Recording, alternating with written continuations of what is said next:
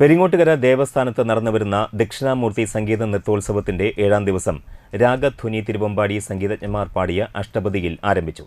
Kozhikode KP Indulekha, തീർത്ഥ ജയൻ, വിജി അരവിന്ദ്, വിജയ ഹണികുമാർ എന്നിവരുടെ കർണാടക സംഗീത കച്ചേരിയും ആസ്വാദികരമായി.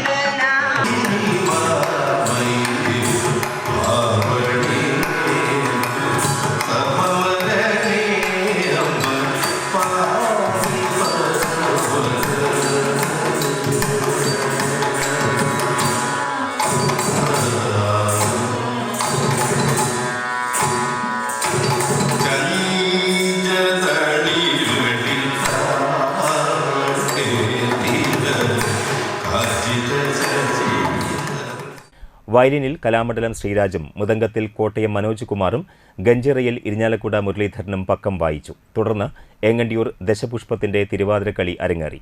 ഗുരു ഗോപിനാഥ് ചിട്ടപ്പെടുത്തി കേരള നടന ഗ്രാമത്തിലെ അംബിക മോഹനും ശബന ശ്രീദേവിയും 17ഓളം കലാകാരികളും ചേർന്ന് കേരള നടന ശൈലിയിൽ സംഗീത നൃത്തശില്പം അവതരിപ്പിച്ചു.